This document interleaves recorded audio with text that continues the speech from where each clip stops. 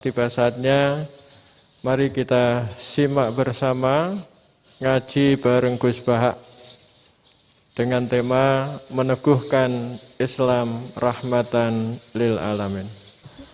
Ini ngaji itu harus objektif itu jujur. Jadi bisa saja korbannya ayah saya, bisa rektornya, bisa semuanya. Tapi korban dengan makna yang bagus. Karena di antara saran Al-Quran, Allah ngendikan kalau belajar atau mencari nasihat atau mencari kebaikan apa saja, itu diistilahkan walau ala anfusikum awil walidaini wal aqrabin, meskipun ketentuan itu merugikan kamu. Jadi ketentuan apapun yang merugikan kita harus tetap kaji, meskipun itu tidak menguntungkan kita. Karena banyak problem, mulai dulu sebenarnya problem itu orang yang wakam da'in yadda'i annahu da'a ilallah, tapi hakikatnya yad'u ila nafsi. Jadi banyak da'i yang mengklaim dirinya mengajak ke Allah dan Rasul, tapi sebetulnya hakikatnya mengajak ke kelompoknya sendiri. Saya ini termasuk kiai yang masih orisinil. Artinya orisinil gini, suatu saat atau kapan saja saya kok sudah tidak laku jadi kiai, asal Islam jalan tetap senang, karena nggak penting yang populer saya apa enggak itu tidak penting, yang penting agama ini tetap jalan. Sama, negara ini harus jalan siapapun presidennya.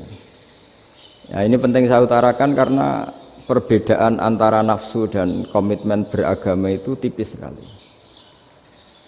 Sehingga dulu pernah ada cerita, ini bukti keadilan Rasulullah SAW. Pernah suatu saat Nabi itu ngaji, yang ngaji seperti ini. Terus ada pemuda dengan cueknya ngelewati masjid yang sedang dipakai Nabi ngaji. Singkat cerita semuanya ngomel ya, bergumam. Celaka betul pemuda itu, ada Nabi ngaji kok tidak ikut ya. Tapi Nabi secara besar hati ngendikan, ini ada di beberapa kitab di Fadhailul Kasbi, keutamaan kerja. Kata Nabi, pemuda itu mau mencangkul di lahannya.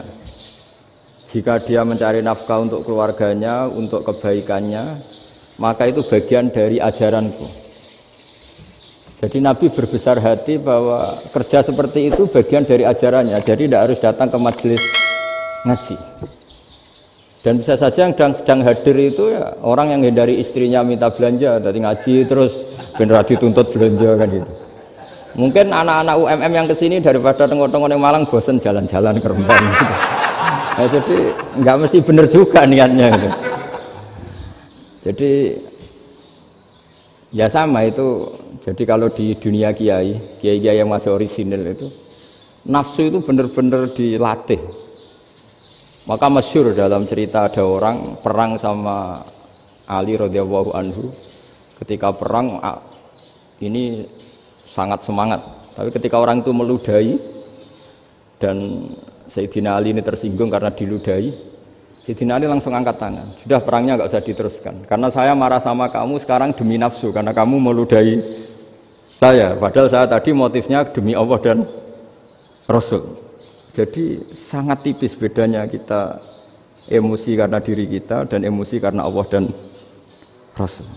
Sehingga ketika diludahin ini terus beliau mikir jangan-jangan perang saya karena saya diludahi. Nah, yang hilang dari peradaban modern adalah Allah itu tidak begitu hadir di hati kita. Saya sering cerita di mana-mana, teks hadis itu sebenarnya berbunyi gini, ini hadis sahih.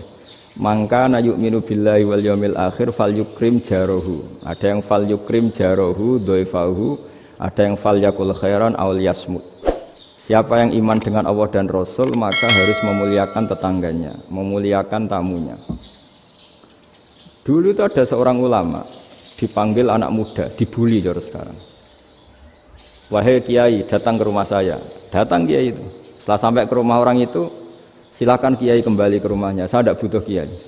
Kiai itu dengan riang kembali. Setelah di rumah dipanggil lagi, Pak Yai silakan datang ke rumah saya. Datang lagi. Ya senyum-senyum kiainya santai. Wah nggak jadi butuh Pak Yai, silakan kembali lagi. Sampai 3 kali. Oh itu kalau rektor digitukan marah itu. Dosen marah. Kiainya santai. santai, senyum-senyum, rileks.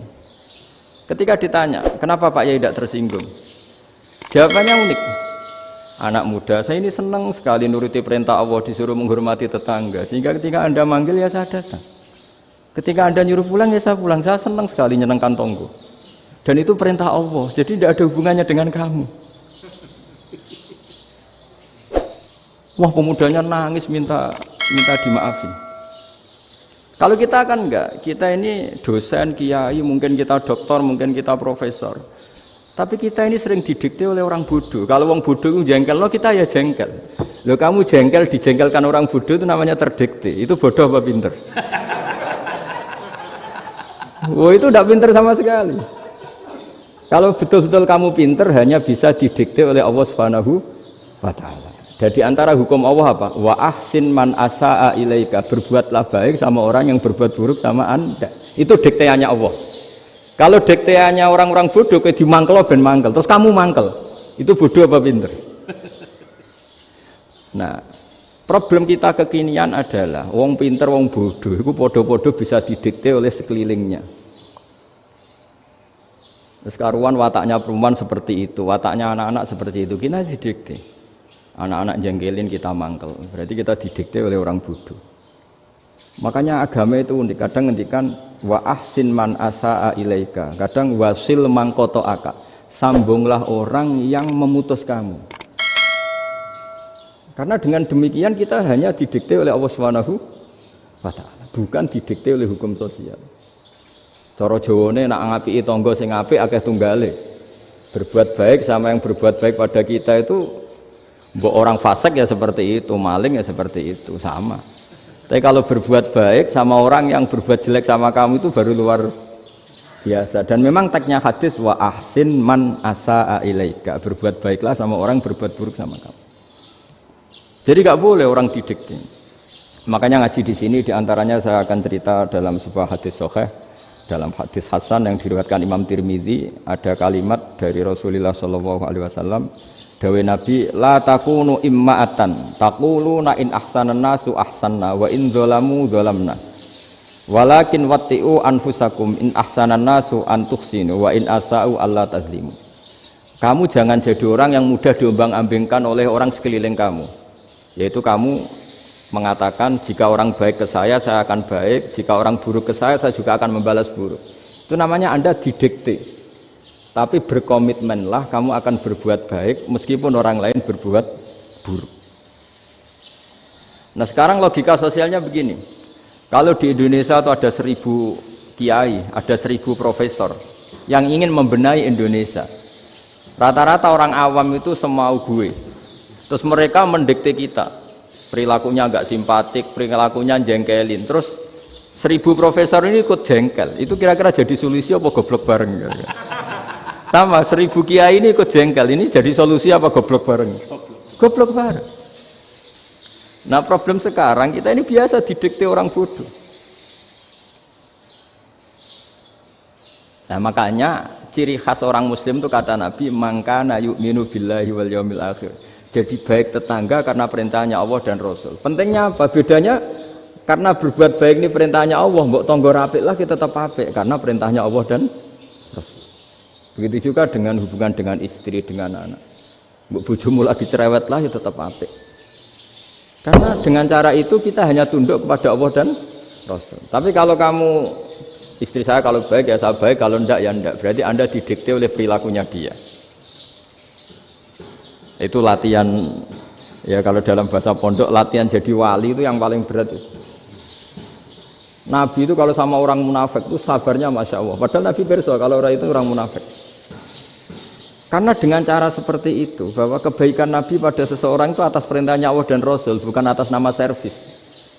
Kalau Nabi hanya baik kepada Abu Bakar, itu mungkin orang bilang, wisadune wong Abu Bakar baik sama Nabi. Tapi kalau Nabi baik sama orang munafik, Abdullah bin Ubay bin Salul, itu kalau nggak perintahnya Allah dan Rasul itu nggak bisa. Nah ini cobalah berlatih seperti itu sehingga kita tidak mudah didikte. Ya saya ulang lagi nggak mudah apa? Didikte. Maka di antara kebaikan Allah dan Rasul adalah bahkan orang zalim saja diberi jatah rahmat. Makanya tadi seperti mukadimah yang dibaca Pak Haris tadi, Agama ini rahmatan lil alamin. Orang yang dolim saja dapat jatah apa? Rahmat, apalagi yang soleh.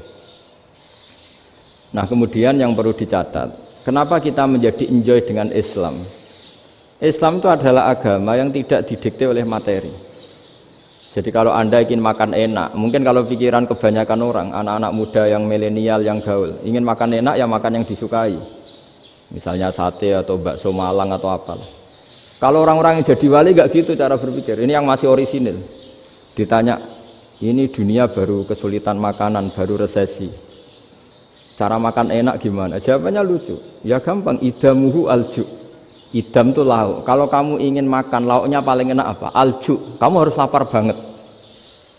Sampai kalau puasa itu melihat tempe itu wah luar biasa. Tapi kalau kamu nggak puasa, air putih itu nggak menantang. Tapi kalau puasa, tempe air putih itu menarik dan Anda tetap lahap. Apa? Karena lauk terbaik adalah alju, yaitu lapar. Lah tapi kita ini enggak, kita ini kayak orang bodoh. Kayak orang bodoh tadi, profesornya makan nyaman ya kalau sesuai selera. Lah itu kan sama dengan anak-anak ABG. Anak ABG itu makan lahap ya kalau yang disukai. Lalu bedanya apa ABG sama profesor kalau cara berpikir masih sama kan itu? Kiainya juga gitu, kiai makan enak kalau yang disukai, kalau enggak. Lalu bedanya apa kiai sama orang awam? Orang awam juga gitu, makan lahap ya kalau yang disukai. Nah ternyata perilaku kita ini yang pintar sama yang bodoh sama mas. Kalau kamu ingin berkasta lebih baik, itu cara makan enak itu apa? Idamuhu aljur. Lauk terbaik adalah karena kita sangat lapar. Makanya masyhur dalam cerita-cerita tarikh sirah nabawiyah, Nabi diberi hadiah, beberapa hadiah. Di antaranya ada yang diterima, ada yang enggak. Termasuk yang dikembalikan itu dokter. Ada seorang raja memberi hadiah Nabi dokter Tobit. Itu sama Nabi dikembalikan. Karena dokter ini sudah lama kumpul Nabi itu enggak pernah sakit. Akhirnya dokter ini putus asa, ini enggak perlu diobatin. Ketika ditanya, kenapa ya Rasulullah engkau tidak pernah sakit? Karena kita ini kaum, kita ini komunitas masyarakat yang tidak akan makan kecuali lapar. Dan kalau sudah makan, berhenti sebelum kenyang. Jadi sederhana sekali pengobatan zaman Nabi. Sebagian besar penyakit itu pasti disebabkan kita ceroboh dalam hal makan. Sudah ngerti kalau durian masalah, kalau makan durian enggak kehitung gitu, apalagi kalau gratisan itu tambah banyak gitu. Pola tidur juga gitu kata Nabi, dan kita tidak tidur kalau tidak sangat ngantuk. Nah itu namanya orang-orang soleh yang sudah tidak didikte materi. Kalau yang didikte materi kan bisa tidur nyenyak kalau kasurnya enak, AC gini-gini. Sebenarnya enggak, tidur enak itu ya kalau sangat ngantuk. Mbok di gudang, mbok di bis, kalau sangat ngantuk ya semuanya ya enak. Sama, mbok lapar, mbok hanya tempe, tapi kalau sangat lapar itu ya enak. Nah ini ilmu yang mulai hilang, ilmu-ilmu yang mulai hilang. Nah, cara ibadah juga gitu. Kita ini kan, saya ini punya bapak kiai, mbah kiai, punya guru yang sangat alim ya seorang kiai Kiai Memun. Itu dulu kita pengkaji ilmu, itu tidak pernah tahu bedanya NU dan Muhammadiyah. Karena dulu Mbah Darwis itu, Kiai Dahlan itu, dulu ngajinya bersama Mbah Hasyim ketika di Indonesia yang ngaji Mbah Soleh Darat. Mbah Soleh Darat itu dulu ngajinya sama buyut saya ke-6, namanya Mbah Soleh Asnawi di Kudus. Mbah Soleh Darat itu dulu alim-alimnya orang Jawa ya Mbah Soleh Darat, Soleh bin Umar. Tempatnya di Semarang, tapi beliau itu sebenarnya orang Jepara yang dekat Kudus. Setelah di Mekah, Mbah Hasyim ini mondoknya ya, mulazimnya ke Syekh Mahfud Termas. Tapi sesekali ke Syekh Khotib Minangkabau. Nah yang Mbah Ahmad Dahlan lebih sering ke Syekh Khotib Minangkabau, sesekali ke Mbah Mahfud. Singkat cerita, karena Syekh Khotib Minangkabau sudah modern ya, terlibat organisasi dunia. Pas itu beliau pengagum Muhammad Abduh, pengagum Rasid Ridho. Sehingga bawaannya Mbah Dahlan itu lebih pergerakan karena beliau lebih ngidolakan Syekh Khotib. Nah Syekh Khotib sendiri sebenarnya orang Minangkabau. Jadi beliau namanya Muhammad saja sebenarnya. Jadi menantunya orang Arab. Oh itu dicibir mertuanya ini karena punya mantu orang Jawa. orang ndak Arab. Singkat cerita terus si mertuanya bilang gini, kamu jangan pernah bilang kalau orang Arab itu mansa kanal Arab, orang yang bertempat di Arab. Walakin man takallama bi arabiyyin fasihin, tapi orang bisa ngomong Arab secara fasih. Singkat cerita, kalau kamu tidak percaya, nanti suatu saat menantu saya kalau Jumatan, tidak usah kamu kasih tahu, langsung suruh jadi khotib. Nggak usah kamu kasih tahu, sarannya tidak usah kamu kasih tahu. Kalau sekarang kan enggak. Kalau dosen mau jadi khotib kan mengumpulkan materi dulu.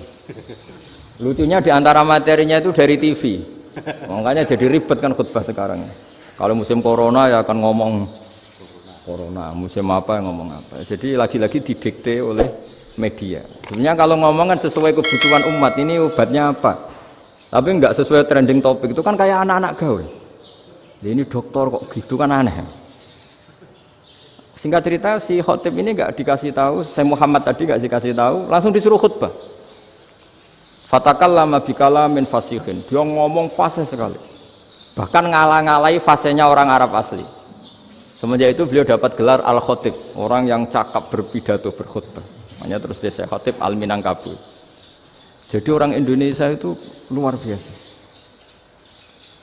Dulu yang namanya orang Indonesia di Arab Saudi itu dihormati sekali, karena yang kesana itu pasti ulama. Sudah alim di Indonesia kesana, termasuk Mbah Ahmad Dahlan, Mbah Hashim dulu karena sama-sama muridnya Mbah Soleh Darat. Lama-lama yang kesana itu TKI TKW itu ya mulai agak dibully. Dulu Syekh Nawawi di antara ijtihad yang dihormati itu beliau mengkritik nyuwun sewu orang yang kan orang biasanya normalnya kan muji orang mati syahid. Hebat orang mati syahid itu hebat gini. Oke, kita sepakat orang mati syahid itu hebat. Tapi kata Imam Nawawi dengan syarat niatnya itu li'ila'i kalimatillah dan itu bawaan takdir. Saya ulang lagi, itu bawaan takdir, harus mati di medan perang. Tapi tidak boleh seseorang ini niat perang tapi niatnya supaya syahid.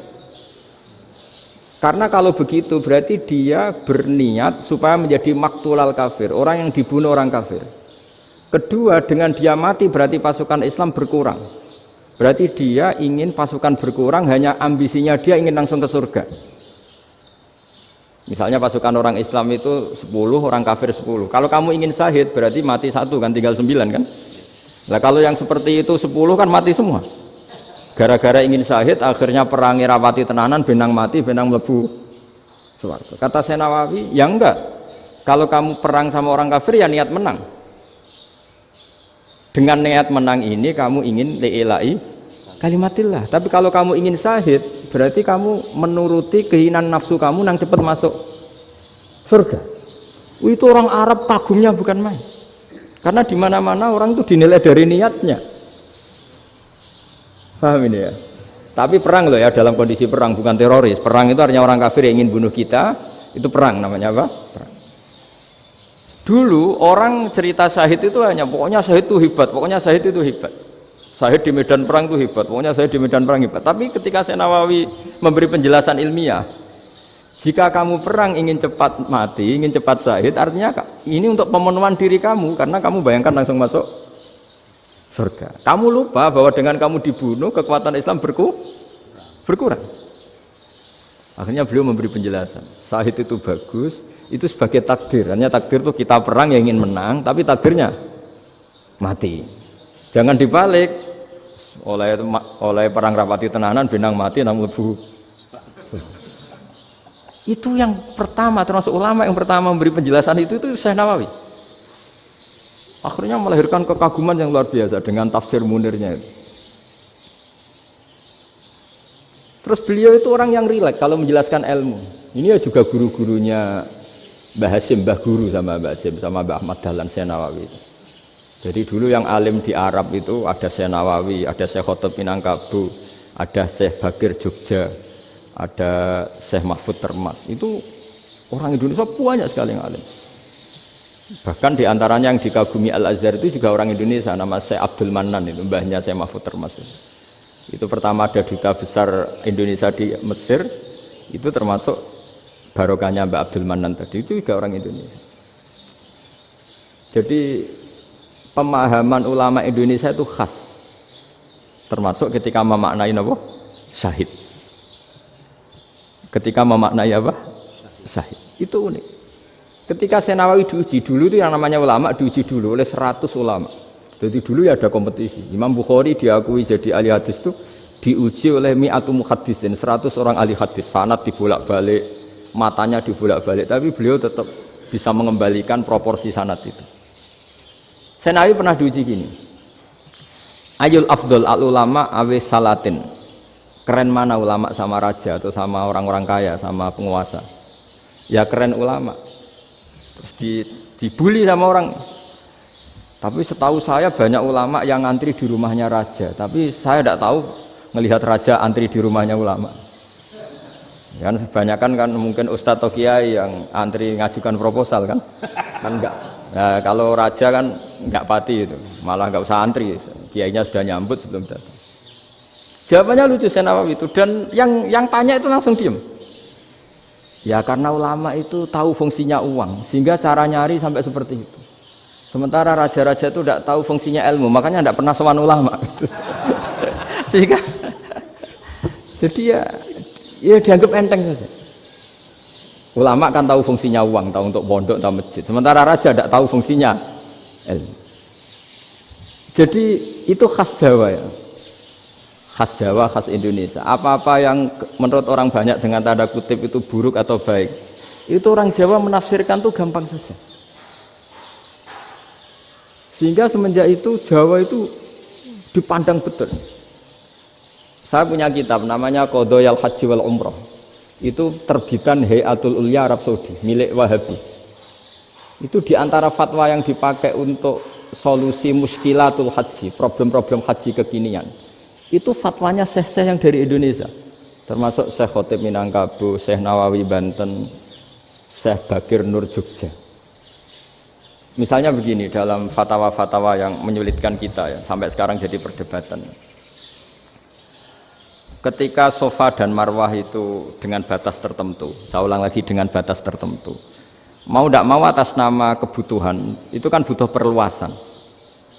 Karena kalau naik turun itu mudah disepakati ulama. Jadi misalnya gini ya, saya punya tanah seluas ini. Pasti orang akan mengatakan sampai bawah ya tanah saya, sampai atas tanah saya. Itu mujma' alaih, itu disepakati. Sehingga Nabi ngendikan al-Ka'bah min tuhumil ardi ilas sama Ka'batun. Ka'bah sampai ujung bumi sampai ke aras semuanya Ka'bah.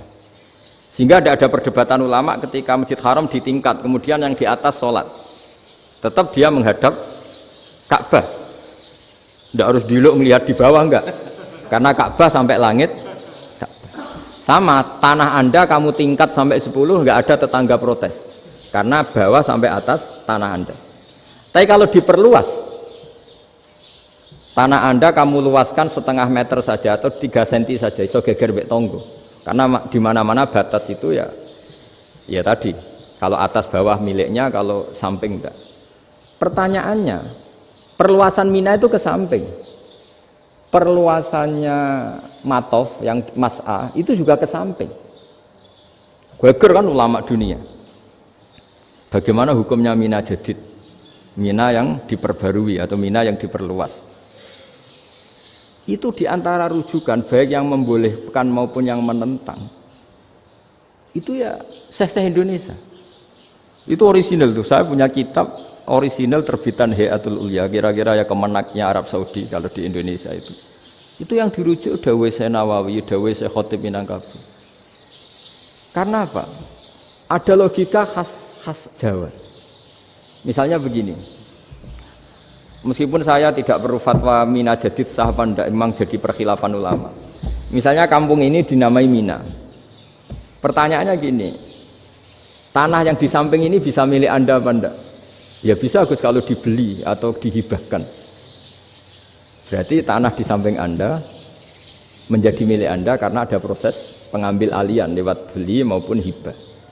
Nah masalahnya ini negara itu berhak menganeksasi atau memasukkan ini sebagai Mina. Itu ulama Jawa kalau ditanya, alasannya apa? Fa innal muttasila bis-syai' hukmu dzalika syai'. Karena yang gantet, yang mutasil itu bisa dihukumi seperti sesuatu itu. Jadi kalau ini Mina, ya yang gantet Mina ini ya bisa dikatakan Mina. Beda dengan membuat Mina Malang Mina, wah itu tidak bisa, tidak mutasil kan. Itu enteng sekali ulama Jawa. Satu ya tentu karena kebutuhan, tapi asal masih al-muttasilu bihi, yang masih tanah yang masih mutasil dengan. Nah, ketika perluasan mas'ah antara sofa dan marwah kan misalnya ini batas luasnya sofa, ini batas luasnya marwah. Lalu atas nama kebutuhan, sofa marwah itu sampai sini. Sampai agak meluas ke sini. Itu geger Arab Saudi. Wah, ini gimana? Padahal tawaf itu harus antara gunung sofa dan gunung marwah. Sa'i itu ya. Tapi kalau istilah Quran memang tawaf sama-sama. Makanya apa? Inna sofa al-marwata min sya'airillah faman hajjal baita wa i'tamara fala junaha alaihi ayyat tawafa bima. Jadi kalau istilah sa'i di Quran itu masih tawaf. Karena harus ada, kalau bisa lah, bukan harus. Kalau bisa memang harus ada unsur muternya. Kita kalau sa'i kan dari sini sofa sampai sini marwah. Terus kan agak muter ke sini. Nah, kan agak membentuk lingkar. Nah, makanya Quran tetap mengistilahkan apa? Tawaf. Jadi bukan sini ke sini terus sini ke sini kan enggak, tapi sini sampai sini terus muter kan? Terus sini. Jadi antara setar dan selama ini prakteknya kan gitu ya. Sofa ngambil sini, terus ke sini, terus agak muter. Nah, karena ada unsur agak muter ini terus orang menyebut apa? Tawaf. Tapi itu bukan syarat sah, ini cerita ideal. Saya ulang lagi ya.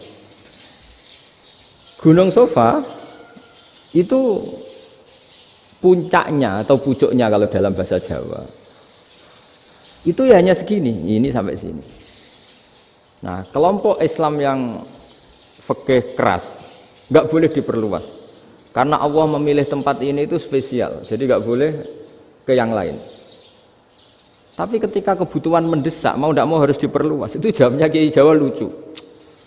Gunung sing ketok iku sing dhuwure tok. Sikilane luwih hombo.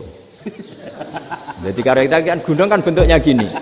Nah, sofa yang kecil itu yang atasnya, tapi sikilannya sini kakinya lebih luas.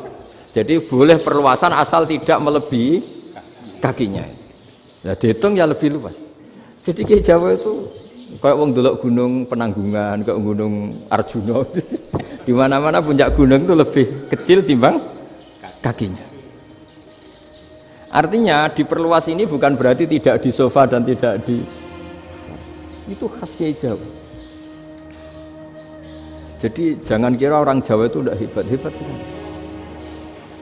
Termasuk perkembangan hotel di Arab Saudi. Itu dulu sebelum ada hotel. Buyut saya kelima atau keenam dulu haji, namanya Badur Rahman. Itu kalau mau ingin apa ya, menghindari terik matahari itu masuk gua. Itu masuk gua itu hanya separuh badan, kakinya di luar. Jadi jangan bayangkan kalau gua di Indonesia kayak gua Akbar di Tuban orang bisa masuk jalan-jalan, enggak. Gua di Arab itu kayak cepitan batu, tidak sampai masuk. Sehingga kepalanya dimasukkan, kakinya masih kena matahari, saking panasnya Arab Saudi.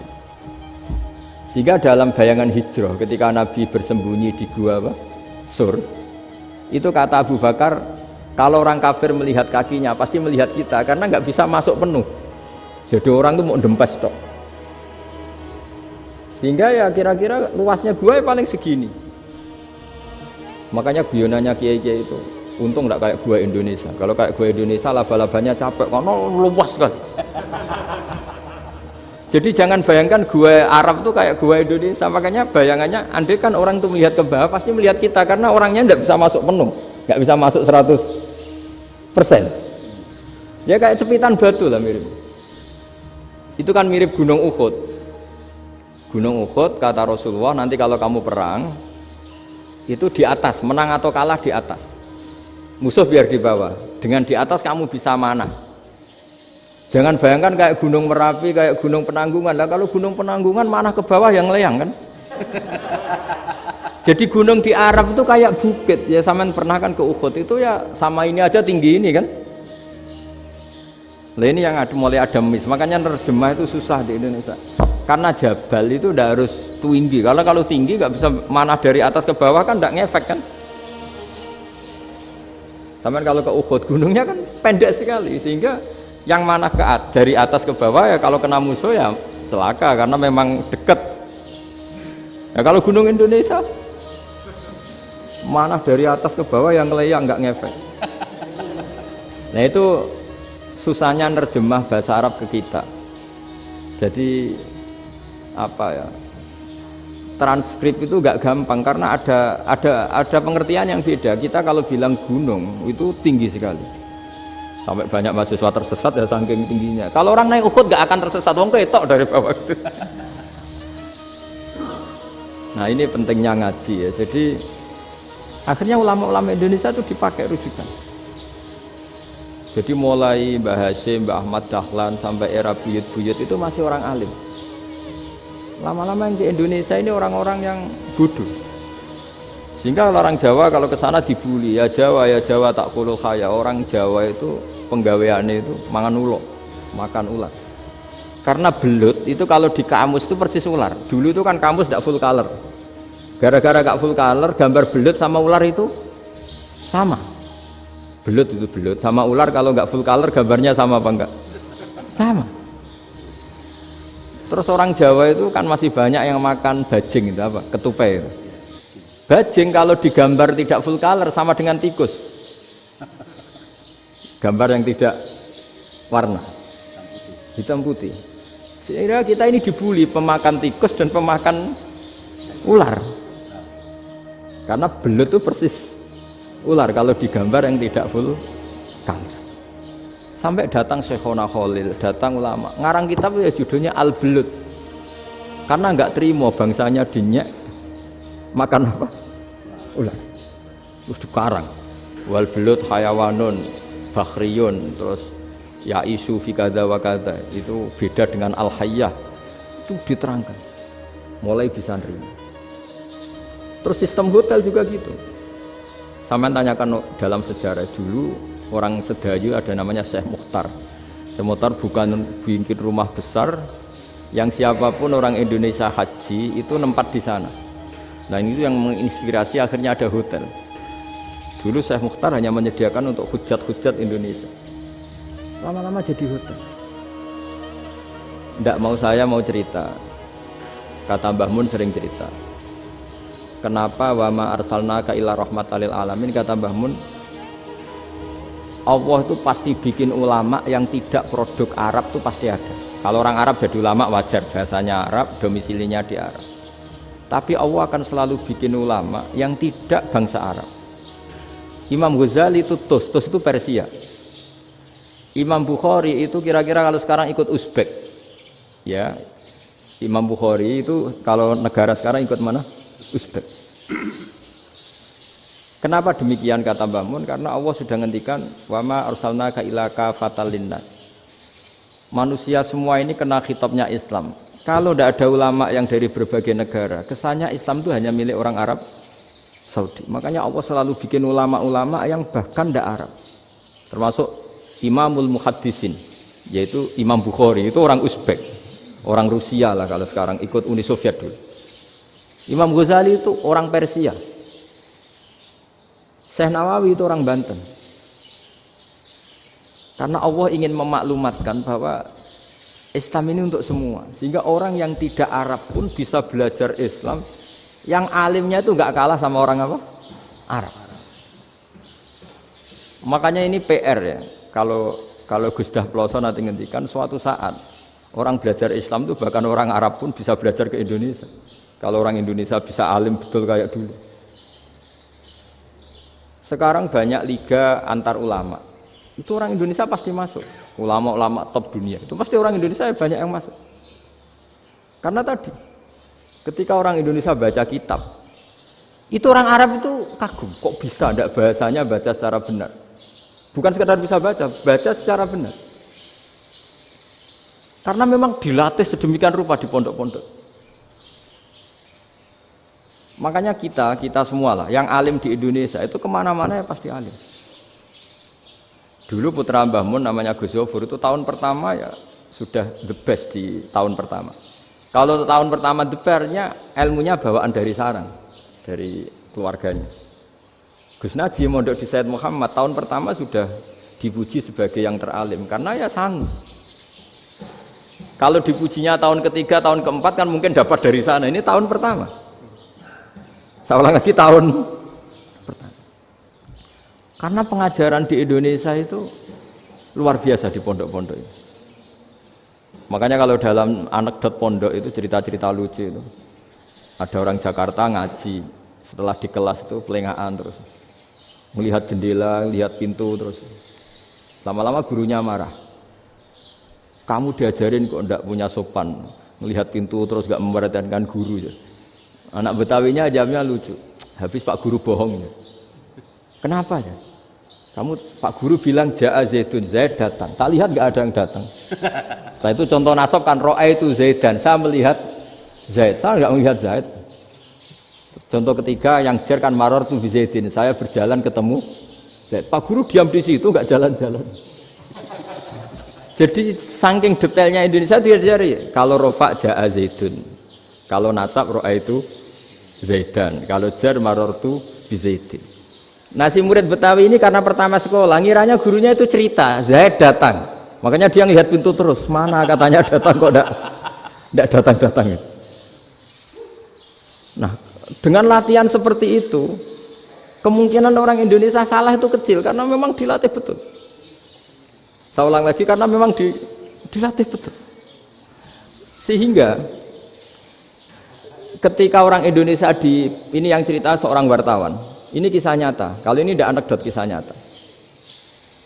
Ada wartawan internasional ngeliput Ramlah. Ramlah itu di Gaza, di Palestina. Wartawan Indonesia ini hanya bisa bahasa Inggris.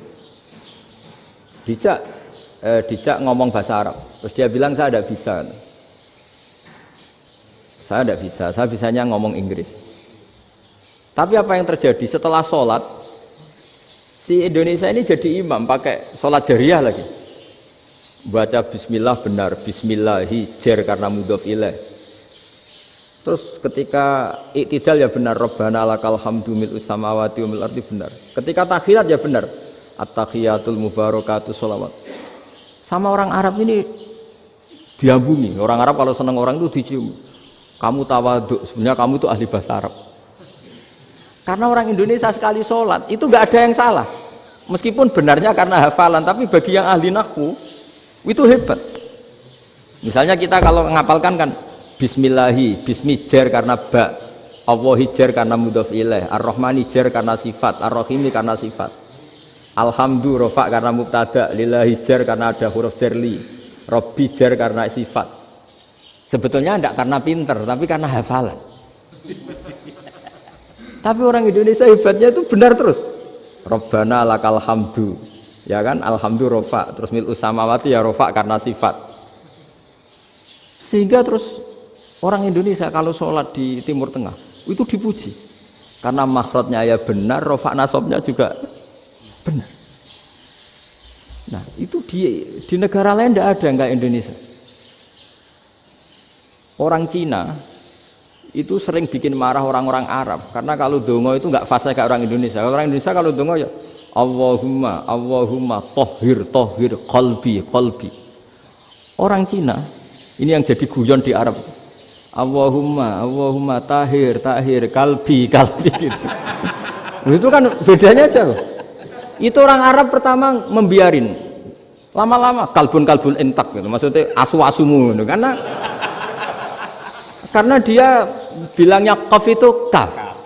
Jadi ka Allahumma do Allah tahir. Kula aturi nyucekno panjenengan kalbi ing asu ingsun kan. Tapi kalau qalbi itu ati ingsun, tapi kalau kalbi anjing ingsun. Bedanya qaf sama kaf. Ana arah-arahnya kalbun entak. Asu-asumu maksudnya kan. Tapi padahal orang Cina itu paling dilihat teksnya ya pakai qaf. Orang Indonesia enggak, mulai kecil dilatih sak fase-fase. Sampai ya sulit betul latihan Fatihah itu. Kalau di Kudus malah sampai 3 bulan Fatihah. Sampai at-tahiyyatu, kurang bersih. At-tahiyyat sampai gitu. Sampai ada cerita itu orang dipanggil maftukin itu gak melengak, harus maftuhin baru melengak. Tapi barokahnya itu orang Indonesia kalau dongo memang benar-benar Allahumma tohir qalbi. Ya Allah sucikan hati kami, bukan tahir kalbi. Karena sekali jadi kaf itu maknanya anjing saya. Ya Allah sucikan anjing. Jadi ini orang Indonesia. Jadi kata Mbah Mun, dawe Mbah Mun, illaka fatal linnas, bahwa agama ini milik semuanya. Itu diantara bukti Allah menghendaki atau mendesain Islam seperti ini, orang yang belajar di Indonesia itu pengetahuannya Islam, pengetahuannya tentang Islam itu tidak kalah sama yang belajar di Al-Azhar, sama yang belajar di Arab Saudi. Makanya ini PR-nya UMM, PR-nya IAIN, PR-nya UIN. Bisa enggak sealim mereka dalam bahasa Arab? Nah, bahasa Arabnya mau man anta, ana zaidun. Jangan sampai, karena kita di sana ini kadung dibully. Orang Arab tuh kalau bully kita, sampai tak kasih cerita. Itu ngawurnya Masya Allah. Kata dia, ada anak orang Indonesia haji. Si anaknya orang Indonesia yang dijotos sama anaknya orang Arab. Dijotos, dipukul. Singkat cerita terus si orang Indonesia nggak terima, anaknya yang orang Arab dipukul. Yang balas bapaknya. Orang Arab tanya, lima ada dorobta ibni, kenapa kamu mukul anak saya? Itu orang Indonesia bahasa, wah aku biasa. Jadi hanya bilang gitu. Artinya anak saya dihada ya maka tak ada. Bahasa Arabnya gitu. Anak saya dipukul maka saya balas mukul. Itu orang Arab mantuk-mantuk oh gitu. Paham? Suatu saat ada orang Indonesia itu sama orang Arab itu dilus-lus. Dilus-lus itu ya digini-giniin. Karena dia latihan bahasa Indonesia, latihan bahasa Arabnya itu masih mufrodat. Jadi kalau mengartikan yadun itu tangan, saro itu jalan. Jadi kalau jalan ya saro-saro. Roksun itu kepala. Ana itu ingsun. Jadi karena dia nggak ngerti penggunaannya. Itu bahasa Arabnya itu yadun anta. Jadi bukan yaduka tapi yadun anta. Berarti tangan kamu. Saro-saro itu jalan-jalan. Ala roksi anak yang atasnya sirah ingsun. Jadi mestinya yang benar kan yaduka saro ala roksi atau gitu. Tapi enggak dipotong-potong. Yadun tangan kan, anta kamu. Berarti tangan kamu. Saro-saro jalan-jalan. Roksun itu sirah, anak ingsun. Jadi di atas kepala saya. Orang Arab tertawa-tawa. Tapi paham. Maksudnya seperti itu. Jadi kita ini dibully di Arab itu Masya Allah. Jadi akhirnya lahirlah ulama-ulama tadi yang saya sebut tadi. Bahkan pernah lama sekali ulama Indonesia itu jadi master di Arab Saudi. Yaitu Senawi Banten. Itu kalau orang sana bilang itu Sayyidu Ulama Il-Hijaz. Top-topnya ulama Mekah Madinah. Padahal beliau orang Indonesia. Dan dimakamkan di Ma'la itu dekat makamnya Sayyidah Khadijah. Karena sangat dihormati. Nah, di antara sebab dihormati adalah ketika orang memahami syahid, maknanya pokoknya maktulal kafir. Syahid itu adalah orang yang kalau perang itu mati di medan perang. Itu Imam Nawawi merinci secara detail. Kalau dia perang supaya tujuannya mati syahid cepat ke surga, berarti dia nuruti hadzun nafsi, ingin cepat ke surga. Tapi dia lupa bahwa dia dengan terbunuh pasukan Islam berkurang kekuatan. Maka syarat perang yang benar adalah ya ingin menang. Di mana-mana perang ya lillahi kalimatillah, supaya kalimat Allah itu menang, jangan ingin kalah. Soal dia mati takdir, tapi jangan ingin mati. Wah, itu terus dikagumi. Ternyata memang oh iya ya, kalau pasukan Islam 10, kafir 10, kita ingin syahid, berarti ya kalau orang ingin syahid kan terus mungkin perangnya ada hati-hati, main ngawur saja terus kalah mati. Sudah kalon satu kan, terkurangi satu kan. Nah kalau semuanya 10 punya niat gitu, nah itu Syekh Nawawi. Syekh Nawawi itu orang yang begitu gampang nerangkan Quran. Bahkan ketika orang Arab kesulitan ngartikan famathaluhu kamathalil kalbi intahmil alaihi yalhas atau tatrukhu yalhas. Orang tomak itu ibarat kayak anjing. Anjing itu kamu kasih makan ya tetap melet. menjulur-julurkan lidahnya, kamu ndak ya ndak. Imam Nawawi ditanya, ma wajhu sibbi, lalu wajah tasbihnya di mana? Beliau menjawab fitoma. Jadi anjing punya dua sifat yang berlawanan. Di bab ilmu dipuji, nggak ada hewan yang mudah menerima ilmu kayak apa? Anjing. Sehingga Quran mengistilahkan wama alamtum minal jawarihi mukallibin. Hewan yang mudah diajari itu oleh Quran dibahasakan sudah menganjing. Karena anjing adalah hewan yang paling mudah apa? Diajarin. Itu diakui oleh Quran wama alamtum minal jawarihi mukallibin. Tapi dia punya sifat yang sangat buruk sekali, yaitu nggak pernah puas. Makanya ketika Bal'am bin Ba'ura, ada tokoh yang kedonyan ya, itu kalau diistilahkan Quran walakinnahu akhlada ilal ardi wattaba hawa famasaluhu kamatsalil kalbi in tahmil ali yalhas atau tatrukhu yalhas. Jadi anjing punya dua sifat yang berlawanan. Di bab ilmu dipuji karena paling mudah diajarin. Itu saya pernah ke Malaysia, diceritain sama polisi Malaysia. Anjing itu saking cerdasnya itu bisa deteksi CD palsu sama CD bajakan, asli sama bajakan. Itu kan gak kebayang. Kalau narkoba mungkin masih ada bau khusus ya. Atau mesiu atau bom masih ada bau khusus. Ini enggak. Anjing itu dilatih ngecek CD yang asli sama yang palsu. Wah itu kebablas itu pinternya itu. Itu harganya itu 1 miliar lebih. Paling mahal. Jadi mungkin bisa deteksi ini dosen betul apa abal-abal itu bisa. Itu kiai betul apa kiai pesanan itu mungkin bisa. Itu saya punya kitab namanya Al-Hayawanul Kubro. Itu cerita prestasi-prestasi hewan. Itu yang berkuras-kuras sampai berjilid-jilid. Itu ya cerita anjing. Nggak ada hewan sebaik anjing. Di bab itu ya, di bab sampai ya tadi ada anjing yang sangat loyal sama majikannya. Loyalnya Masya Allah, sopannya Masya Allah. Anjing itu mbok lama berbakti sama sampean, nggak mau tidur di ruang tidurnya sampean, dia tetap tidur di luar. Corong Jawa nggak ngelama. Suatu saat si raja ini minum, wisata minum. Pas mau minum diterjang sama anjingnya sampai tumpah. Kecewanya raja ini itu karena selama ini anjingnya sopan sekali. Sekedar ganggu di ruangannya nggak pernah, malah ini mau minum, minuman yang disukai diterjang anjingnya tumpah.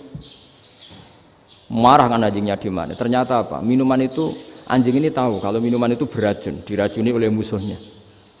Itu saking hebatnya anjing sampai ketika ngawal rajanya itu tidak sekedar ada penjahat atau maling. Bahkan trik-trik kayak minumannya diracun oleh orang lain itu anjingnya tahu.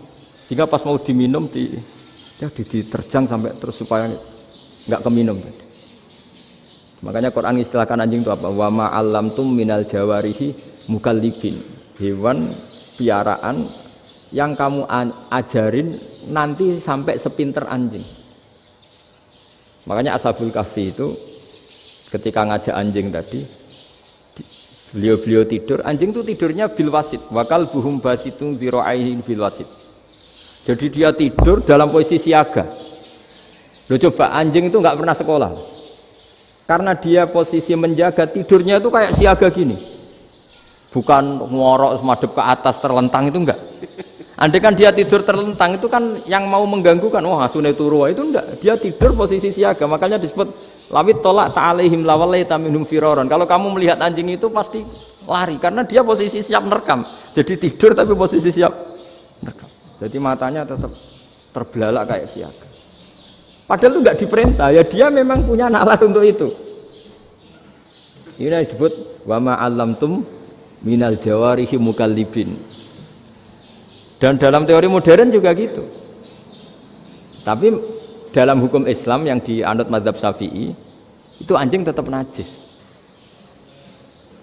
Ya sudah najis ya najis, tapi ada mazhab lain yang mengatakan tidak najis. Tapi tidak usah ngurmat anjing, geger nanti kalau rektor kampus punya anjing.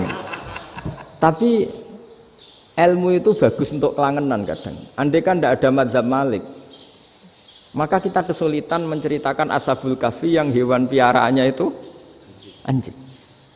Tapi misalnya anjing disucikan, kita juga nanti susah menjelaskan hadis Nabi malaikat itu tidak masuk rumah yang di situ ada apa? Anjing.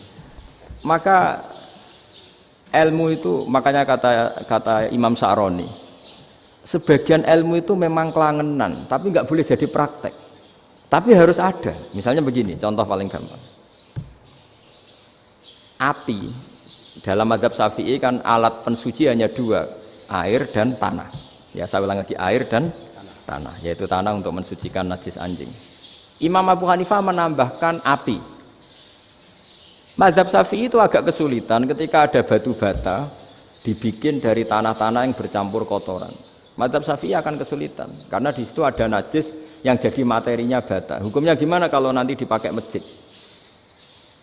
Tapi barokahnya ada beberapa mazhab. Abu Hanifah mengatakan dan api. Jadi apa tadi air, tanah, api. Alasannya masuk akal. Ketika usatul mukminin, orang-orang mukmin yang ahli maksiat itu sebelum masuk surga, kalau dia dosanya banyak itu dibakar dulu supaya suci. Emas itu untuk memisahkan dengan materi lain juga harus dibakar. Berarti api termasuk alat. Artinya gini, batu bata yang materinya dari tadi najis sekalipun ini menjadi suci karena ngalami pembakaran. Tapi kata Imam Sa'roni, ilmu ini hanya sebagai ilmu. Jangan sampai kalau kamu mau wudhu gak ada air terus membakar diri lah, ini ribet kan. Jadi ilmu itu sebagian memang untuk kelangenan. Karena kita butuh. Andai kan tidak ada mazhab Abu Hanifah, maka kita akan kesulitan pakai bata. Kita tahu cara bikinnya kadang di tempat yang kotor, di tempat yang najis. Tapi karena ini ngalami dibakar, maka hukumnya suci menurut mazhab Abu Hanifah. Dan itu sering. Ulama itu sampai apa? Saya punya kitab fikih namanya Fardul Masail. Pengandaian ada masalah. Jadi masalah itu belum terjadi tapi diandaikan. Misalnya kayak di Texas. Bumi itu bulat bola. Texas itu kalau dibor itu pas Ka'bah. Lalu kiblatnya di mana? Bumi ini kan hanya rubuk-rubuk seperempat. Yang ada arah itu seperempat. Tapi kalau Ka'bah itu sama Texas atau Texas dengan Ka'bah itu lalu kiblatnya mana? Wong sudah bebas arah. Maka ilmu mengatakan mara'ahul muslimuna hasanan fawa indahu hasanun. Kamu jangan nuruti ilmu hakikat tapi nuruti mindset. Kalau mainstreamnya orang banyak seperti itu, mindsetnya orang sana misalnya Ka'bah sana ya ikut sana. Tapi ini tidak mewakili hakikat karena kalau yang 380 derajat itu kan terus ribet. Makanya ini kesulitan di bab-bab fikih. Ya saya ulang lagi, kesulitan di bab-bab fikih. Makanya fikih itu selalu bicara, misalnya gini, ada orang sholat. Saya ulang lagi. Setelah salam pertama dia kentut, itu sholatnya batal apa enggak? Itu lama berdebat. Yang dikatakan rukun sholat itu salam pertama. Sehingga orang kalau sudah salam pertama, maka sudah keluar dari sholat. Maka kalau kentut enggak apa-apa, wong yang keluar dari sholat itu salam pertama. Tapi lalu pertanyaannya, kenapa Nabi salam 2 kali? Lalu yang kedua gunanya apa? Ribet kan, partai ini kalah pasti kalau ditanya gitu. Tapi kalau ditanya dibalik, sholat itu satu ibadah yang dimulai dengan takbir, yang diakhiri dengan salam. Berarti salam pertama itu pengakhir apa nunggu salam kedua? Pertama, di semua ulama bilang salam pertama. Kalau salam pertama sudah pengakhir, berarti pembatalan setelah itu nggak punya efek, nggak punya akibat. Itu kan ribet. Debat fikih itu memang ribet. Fikih itu memang senam otak karena pertanyaannya mirip-mirip seperti itu. Nah, sampean milih mana? Milih salam pertama apa salam kedua? Pasti ulama milih salam pertama. Jadi anehnya fikih itu di situ. Misalnya orang mati, takbir itu berapa kali? 4 kali. Andai kan takbir 5 kali itu batal apa enggak? Satu ulama mengatakan 5 kali itu batal. Karena rukunnya sholat jenazah itu takbir 4 kali. Berhubung ini rukun, kalau nambahi ke 5, berarti menambahkan rukun. Kayak kamu sholat, rukuk 2 kali kan batal. Sujud 3 kali, batal. Karena menambahkan apa? Rukun. Berarti kalau takbir 5 kali, batal. Tapi pertanyaannya, takbir itu adalah wiridan biasa, sehingga kalau ditambahkan nggak punya akibat, batal. Jadi perdebatan ulama itu kadang ya lucu. Kayak kemarin Pak Haris pas pertama bertamu ke sini mau ngundang saya, tak ceritain. dulu sholat jenazah itu pasti mayat di depan. Karena lazimnya sholat jenazah itu mayat di depan. Tapi mulai dulu lama sudah berpendapat, andai kan jenazahnya di belakang pun tetap sah. Fa innal janazah laisat bi imamin. Karena jenazah itu tidak imam. Kenapa harus di depan? Oh, tidak imam kok harus di depan. Itu mulai dulu. Sehingga ketika Arab Saudi pernah mengalami tragedi, ada orang yang dibungkus kayak mayit, ternyata senjata. Setelah di dekat Ka'bah dipakai. Dulu tragedi tahun berapa itu? Pokoknya pernah ada tragedi itu. Semenjak itu Arab Saudi kalau ada orang mati tetap di kamar mayit, terus ada sholat jenazah. Padahal mayitnya di belakang yang jamaah. Jadi meskipun kita tidak akan bikin ajaran baru jenazah di belakang, ya tidak keren, kasihan kan. Tetap biasanya di depan ya di depan. Tapi meskipun jenazah ini di depan, kita tetap berpendapat, andai kan di belakang tetap sah, tapi nggak usah dipraktekkan. Nah, pentingnya ilmu ini begini. Saya misalnya di Rembang, boleh nggak nyolati ghaib jenazah yang di Surabaya? Boleh kan? Padahal yang kita solati di belakang. Jadi ilmu itu penting. Cocok tidak cocok, namanya ilmu itu penting. Terus ada gini lagi pertanyaan di fikih. Memang saya sengaja akan ngaji fikih. Kalau ngaji intelektualitas orang Muhammadiyah juara lah. Tapi ini ngaji fikih. Ada orang sarongnya itu pas sampai lutut. Kalau berdiri lututnya tertutup. Tapi nanti kalau ruko agak jengking lututnya terbuka. Itu batalnya nunggu ruko apa mulai takbir sudah batal? Padahal pasti nanti batal kalau ruko ini. Itu ada ulama yang mengatakan, ya batalnya nunggu ruko. Bagaimanapun terjadinya pembatalan waktu ruko. Ada ulama mengatakan yang enggak mulai awal sudah tidak sah itu, karena pasti ngalami batal. Nah, pertanyaan-pertanyaan seperti itu penting karena lalu Allah menilai apa? Ya nilai niatnya. Misalnya gini, kalau contoh itu mungkin Anda tidak tertarik, tapi contoh begini. Kita mau operasi jam 10 siang. Kita tahu kalau nanti 10 siang akan divonis medis harus makan karena mau berobat. Malamnya itu kalau kamu orang soleh, bayangkan kamu orang soleh. Kalau tidak orang soleh kan tidak punya komitmen. Kamu milih niat puasa, apa enggak jam 10 mesti mokak menisan raposo. Kamu orang soleh. Kalau kamu orang soleh pasti milih puasa karena ini Ramadan. Meskipun nanti jam 10 pasti disuruh batal sama dokter. Setidaknya kita berpikir gini, nak mati jam itu paling enggak ditulis saya sebagai orang yang puasa. Jadi perasaannya orang soleh itu beda. Kalau orang kok sampean barang menisan raposo kok ya mesti.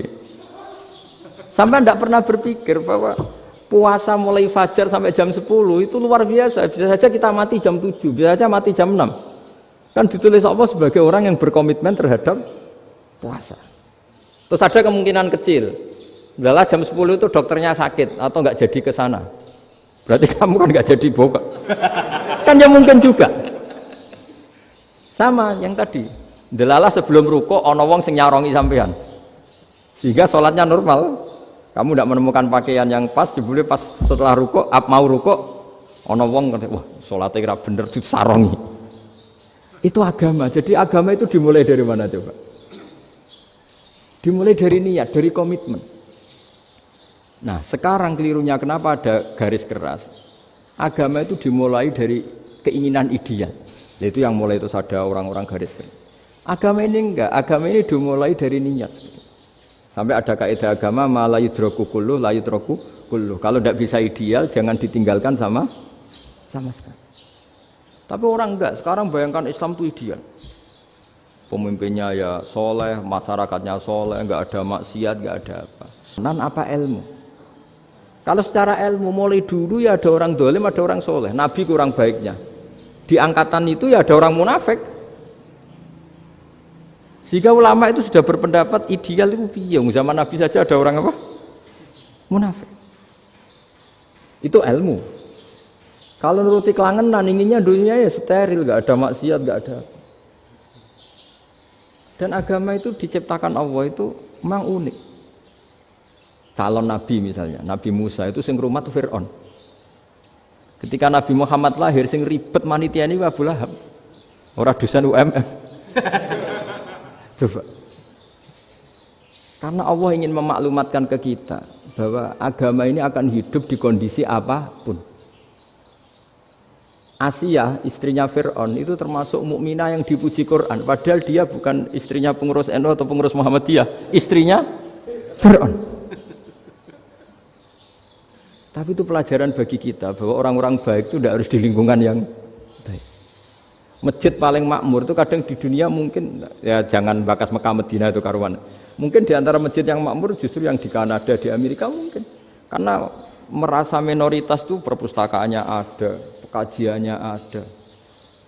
Tapi banyak masjid di daerah pesantren yang malah sepi. Karena kiainya tahu jamaah di masjid itu wajib. Lalu itu ada daerah pesantren, saya ulang lagi ada daerah pesantren. Didikon pengajian, monggo nekani pengajian, maca selawat ning omah yo ganjaran padha wae. Ribet kan? Mau dibantah itu benar. Mau dibiarin merusak tatanan. Jadi saya mohon sekali ya, jadi ilmu itu diperbandingkan supaya perbedaan-perbedaan itu biasa. Dulu Imam Malik itu punya murid namanya Imam Syafi'i. Itu dalam banyak hal. Itu perbedaannya tajam sekali. Ya saya ulang lagi, dalam banyak hal itu perbedaannya tajam sekali. Misalnya begini. Ini terakhir percontohan saya fikih, nanti dikaji sendiri. Ada seorang A'rabi, Ja'a A'rabiyun. Ini di hadis sahih diulang-ulang di semua Al-Kutubus Sittah ada peristiwa ini. Ja'a A'rabiyun ila Rasulillah sallallahu alaihi wasallam faqala ya Rasulullah ahlaktu. Qala wa ma ahlakaka? Qala wa qatu imraati fi nahari Ramadan. Ya Rasulullah, saya ini orang yang rusak. Kenapa? Saya ini hubungan intim sama istri saya ketika masih siang Ramadan. Singkat cerita orang ini dihukum berat sama Nabi. Hukumannya adalah karena dia membatalkan puasa ketika dengan hubungan intim. Sama Nabi dihukum, kamu harus merdekakan budak. Wah, tidak mampu ya Rasulullah, saya tidak punya budak. Jadi ini bukti bahwa agama ini sangat sosial sehingga sebagian kafaroh harus memerdekakan budak. Kamu kalau gitu puasa 2 bulan. Yang baru puasa 2 hari aja kecelakaan malah disuruh puasa 2 bulan. Ya sudah kamu ngasih makan 60 orang miskin. Saya ini orang paling miskin. Kok jadi sudah miskin agak hiper lah orangnya. Poso-poso kok gitu. Itu kata ulama kalau orang Jawa gak mungkin makanannya tempe mendoan, gak mungkin itu. Di Jawa itu nggak mungkin lah, ada orang batal puasa karena hubungan intim. Ada istrinya nggak cantik, cerewet, sang lanang mangane mendoan, itu tidak mungkin, kecelakaan itu tidak mungkin. Tidak mungkin itu. Tapi kalau Arab mungkin karena makanannya daging. Singkat cerita, terus pertanyaannya gini, kalau batal biasa itu kan bayarnya puasa 1 hari. Kalau batal, tapi kalau batal pakai hubungan intim, pakai jima kalau dalam bahasa fikih itu kafarohnya berat, yaitu merdekakan budak atau puasa 2 bulan berturut-turut. Pertanyaannya gini, jima istri itu boleh loh tidak zina. Saya ulang, jima istri itu boleh loh tidak zina. Itu kan hukumannya berat. Nah terus Imam Malik berpikir kalau gitu tidak harus jima dong. Poso-poso, ora ono uzur, ora ono apa terus nyate. Esuk mangan bakso tanpa ada alasan syar'i. Hukumnya harus sama dong, karena jima hukumnya boleh, berarti semua iftar, semua pembatalan puasa yang tidak ada udzur syara' maka hukumnya sama, yaitu sanksinya sama. Masuk akal enggak? Masuk akal dalam mazhab Imam Malik. Dalam mazhab Syafi'i enggak. Mulai dulu jima itu beda. Kayak mertamu nih gone wong, mangan iku oleh, tapi nak nggo bojomu mbok jima niku wis nemen ngawure lah. Tetep beda. Dari Imam Syafi'i itu pokoknya beda, jima sama makan itu beda. Lah ya terus setelah itu terus ada pertanyaan, bagaimana kalau makan dulu baru jima? Ribet kan? Makanya itu sampai dibabkan Kitabul Khilafil Fiqhi, bab merekayasa fikih. Makanya itu perdebatannya orang Hanafi sama Imam Syafi'i juga sama. Ada orang jam segini lapar sekali, kalau langsung makan kan kena sanksi. Ya pergi aja dulu, pura-pura ngaji ke Gus Bah gitu. Nanti kan jadi musafir kan? Wah itu sudah boleh itu kan? Musafir. Padahal enggak. Memang dia pergi itu karena supaya bisa makan. Mau enggak kepikiran ngaji kok tahu-tahu ingin ngaji. Mumpung Ramadan nah. Nah makanya dibabkan. Apakah boleh merekayasa fikih?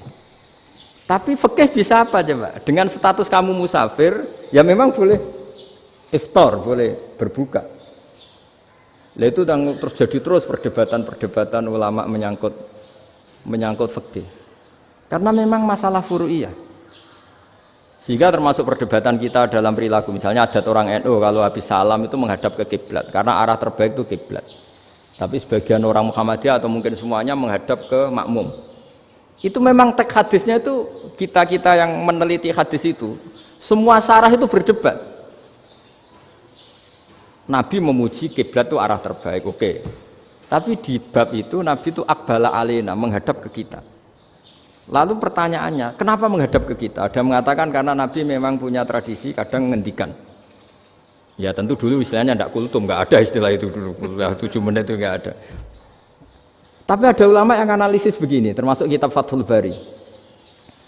Nabi itu tokoh sentral, taruh lagi Nabi itu tokoh sentral. Ini kata kitab Fathul Bari, bukan kata saya. Nah, orang-orang yang imamu qaumi, orang-orang yang jadi imam di daerah masing-masing, tetap kalau sholat itu ikut Nabi. Ikut Nabi setelah salam langsung pulang. Jadi sebetulnya salam langsung pulang itu ya ada sejarahnya karena dia mau jadi imam di daerahnya. Nah, tidak kebayang kalau Nabi itu madhep kiblat. Kalau Nabi madhep kiblat, orang yang masbuk yang barusan datang pasti langsung usolli misalnya fardhu isya'i misalnya. Terus makmum Nabi, padahal Nabi sholatnya sudah selesai. Jadi intinya gini kata Fathul Bari, imam setelah salam itu harus bikin gerakan atau omongan atau apa saja yang menunjukkan kalau sholatnya selesai. Di antara gerakan itu adalah beliau harus menghadap ke hadirin atau menghadap ke utara.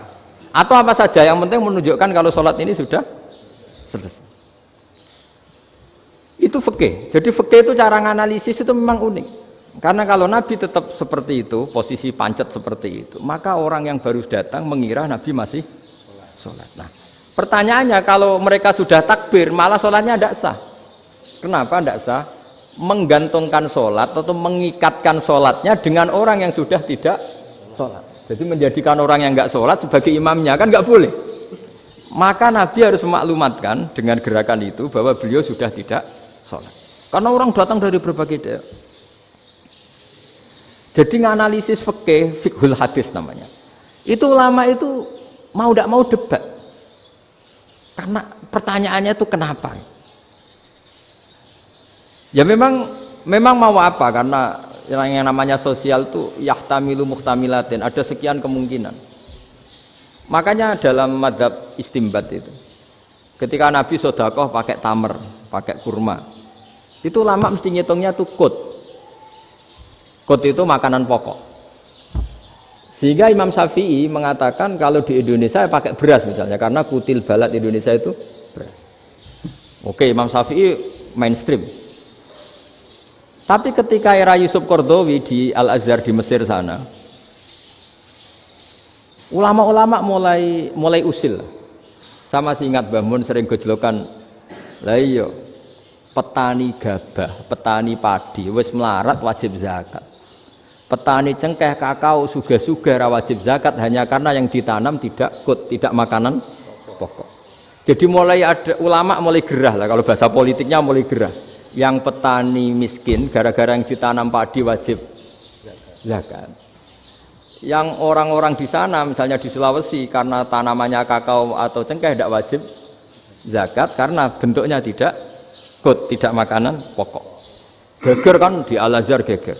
Akhirnya hampir semua ulama berpendapat ya sudah sekarang ketika Nabi menzakati makanan pokok itu jangan dihitung sebagai makanan pokok. Wa mimma akhrajna lakum minal ard.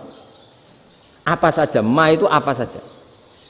Makanya kata Yusuf Qaradawi, ma itu apa saja. Makanya semua tanaman yang menghasilkan uang itu wajib zakat. Nah, masalahnya kitab-kitab Syafi'iyah itu sudah mamlu'ah, sudah penuh dengan penjelasan misalnya fala zakata fil khadrawat, maka enggak perlu zakat untuk kayak kangkung, semangka dan sebagainya. Nah, lalu kiai-kiai angkatan modern kayak Mbah Mun itu sering dapat masukan. Saya pernah dengar sendiri, Yai, saya ini punya sawah 1 hektar, tak tanamin padi, itu enggak pernah kaya saya. Sekarang tak tanamin kangkung malah saya kaya, karena tiap 3 hari panen tak kirim ke Jakarta. Itu orang Indramayu yang tanya. Jadi gak tanam padi gak pernah kaya, tanam kangkung kaya. Nah, karena dia orang soleh, kalau zakat boten. Mau diwajibkan zakat tidak makanan pokok, mau tidak wajib dia kaya. Semenjak itu perubahan di Indonesia ikut. Akhirnya ada zakat, pokoknya asal tanaman yang satu nisab ya wajib zakat. Masih ada debat lagi. Ketika nanam ingin dipanen, itu dia petani apa pedagang? Karena nanti perdebatannya ikutnya zakat zuruk, zakat tanaman apa zakat pedagang. Kalau sampean nggak pernah debat berarti sebetulnya Anda tidak dosen Islam ini. Dosen nggak pernah diskusi fikih apa Islam. Karena saya berkali-kali punya tamu itu begini, Gus saya ini pedagang melon, tapi dia penanam melon. Jadi pedagang yang agak ingin badi banyak itu caranya gini Pak Rektor. Saya misalnya pedagang melon. Daripada saya kulak di pasar atau dari petani sudah mahal, nyewa tanah sekian hektar terus ditanami melon. Setelah berhasil, ini dia zakatnya tanaman apa zakat pedagang? Karena dia nanam itu mentalnya sudah pedagang. Padahal nanti zakatnya beda kan? Yang satu 2,5%, yang satu rubul usur sama nisul usur sama usur, 1/10 sama 1/20.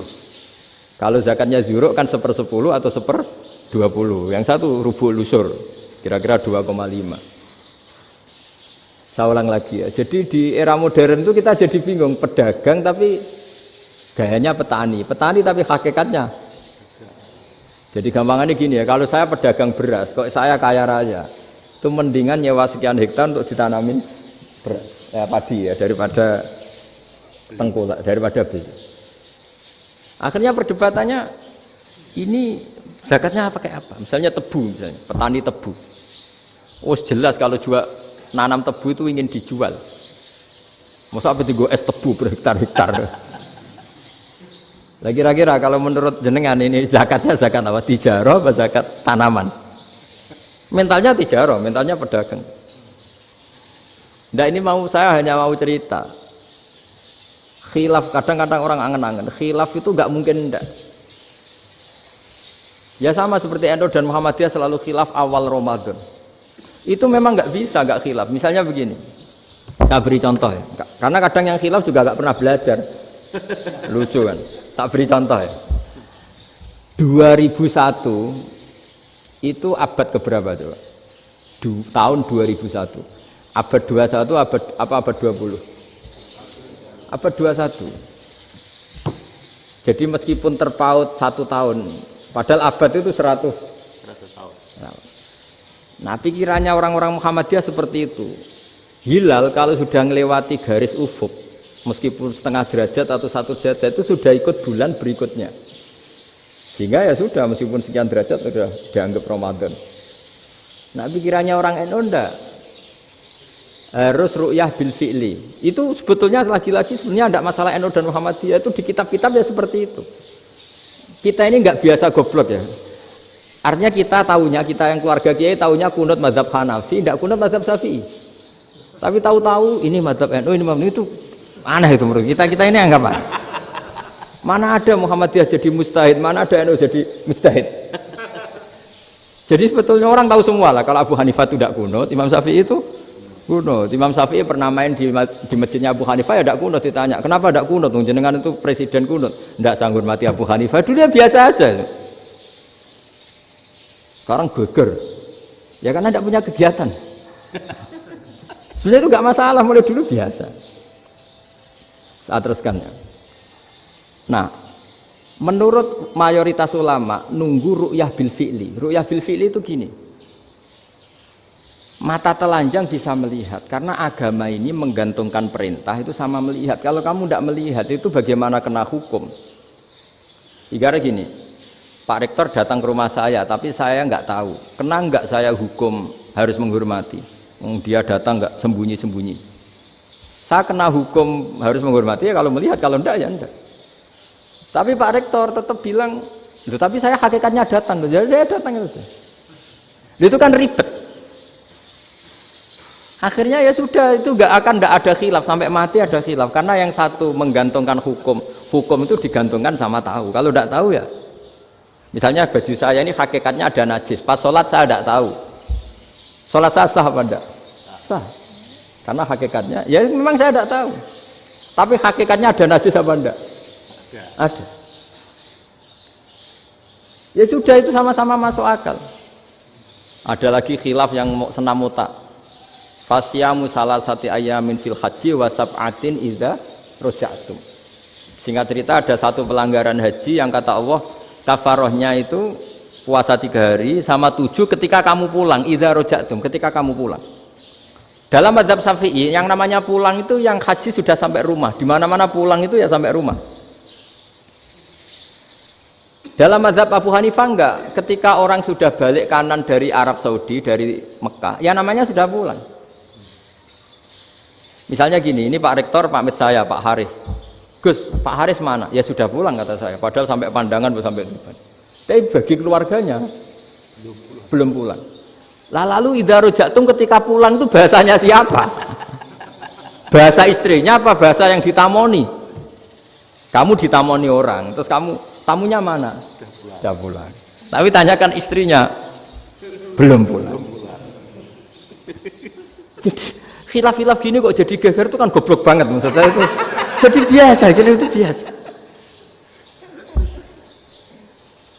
Jadi ya karena memang ini bukan masalah akidah, ini masalah furu'iyah, masalah fikih itu masalah furu'iyah. Mau tidak mau harus beda. Misalnya di sholat juga gitu. Wa ayyuku udin ko adal musolli sokat sholatu. Duduk dengan gaya apapun itu sholatnya sah. Sehingga sampean kalau haji atau umroh, orang Arab itu jenenge duduk ngenak awak di kursi. Duduk sopan ya hanya orang Indonesia loh. Kalau sholat itu masih duduk ala orang tahiyat. Kalau sampean di Mekah, duduknya pakai apa coba? Kursi ya? Oh enak sholat duduk. Karena memang takbirnya di fikih dengan duduk gaya apa saja sah. Makanya sengenak awak duduk di kursi. Ribet kan? Mau tidak disahkan itu namanya duduk. Mau disahkan masa iya sowan Allah kok duduk santai-santai gitu. Tapi mau apa? Ini fikih. Ya saya ulang lagi ini fikih. Fikih itu ya sudah ini fikih. Makanya kalau ulama berdebat misalnya Abu Hanifah berpendapat sholat itu wajib baca Fatihah apa asal Quran. Dalam mainstreamnya ya Fatihah karena la sholata liman lam yaqra bi Fatihatil kitab. Tapi cara Abu Hanifah enggak. Faqra'u ma tayassara minal Qur'an, bacalah apa saja yang mudah bagi kamu, asal itu Quran. Sementing gak gending Jawa, gak nyanyi lah gitu. Ya sudah mau apa coba? Jadi ya susah memang kalau fikih itu ya sudah seperti itu. Ada lagi yang masih ekstrim misalnya. Yang namanya menyembelih hewan itu gimana coba? Dari hidup ke mati, apa pasti mati disembelih? Cara mazhab Imam Syafi'i yang namanya menyembelih itu penyembelian harus menjadi sebab kematian. Itu yang sah. Saya ulang lagi, penyembelian menjadi sebab kematian yang syar'i. Sehingga beliau mensyaratkan hewan yang disembelih ini masih punya hayatun mustaqirrah, punya kehidupan yang normal. Sehingga kalau nggak disembelih ya hidup. Sehingga kalau ada hewan ketabrak truk kejet-kejet, mesti mati ini buat sembelih. Itu nggak sah karena nggak usah disembelih ya wes mati kan. Karena ini hanya nunggu koordinasi Israel kan, dia kejet-kejet itu kan prosedur itu. Tapi tidak disembelih pun mati. Tapi cara mazhab Malik enggak. Pokoknya anggere jek duwe nyawa jenenge kewan urip. Dengan kamu sembelih berarti matine mergo mbok sembelih. Meskipun nanti ya enggak usah disembelih ya mati. Coba hitung secara ilmu matematika. Kalau enggak disembelih hidupnya 5 menit. Gara-gara kamu sembelih hidupnya langsung mati. Terus dia matinya, cara di persidangan matinya disebabkan apa? Disebabkan disembelih apa kecelakaan? Loh, debat toh kamu. Sama-sama UMM aja debat.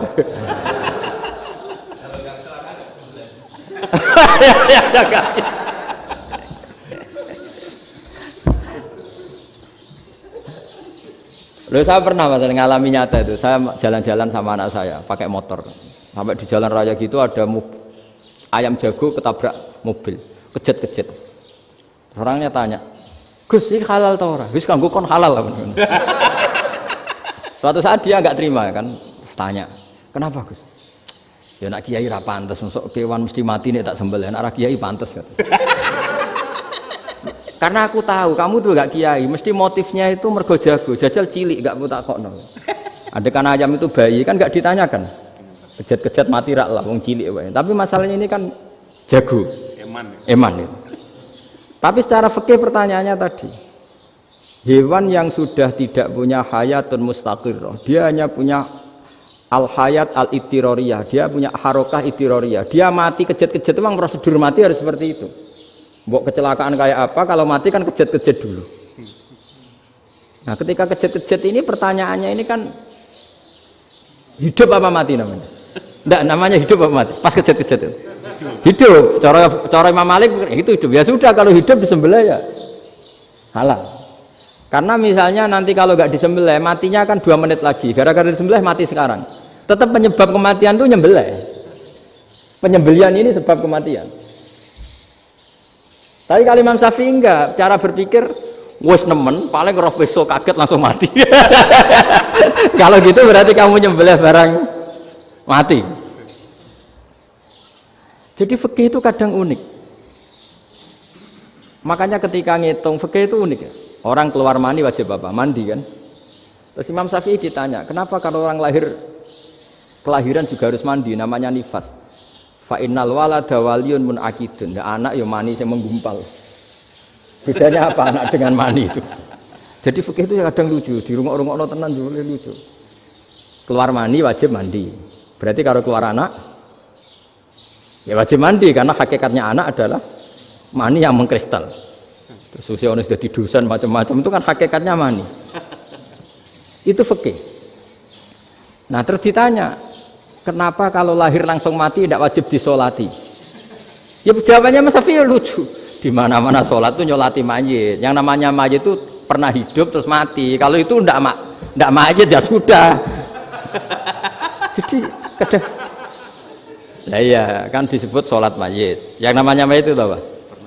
Pernah hidup. Nah ini kan ndak pernah hidup. Maka ya sudah seperti itu. Jadi nggak khilaf itu ndak mungkin. Nah, kalau qit'atul lahmin, kalau hanya potongan daging, mungkin wah itu tidak manusia karena qit'atul lahmin. Sekarang pertanyaannya, kalau sudah berbentuk manusia, meskipun tidak pernah hidup, nah ini mulai perdebatan karena melihat tidak pernah hidup itu nggak memenuhi syarat, tapi melihat ini sudah suratu adamiyin, bentuknya sudah. Nah kira-kira gitu perdebatan fikih. Makanya dulu awal mula zaman sahabat itu sudah debat. Masyhur kan, Nabi ada kontingen ke Bani Quraidah. Ya kalau kira-kira saya minta Pak Rektor kamu jangan, kalau ke Malang jangan sholat asar kecuali sampai Tuban. Sebelum Tuban ternyata matahari mau tenggelam. Terus Pak Rektor milih, wah sudah sholat di Bulu. Padahal belum Tuban. Padahal saya bilang jangan sholat asar kecuali di Tuban.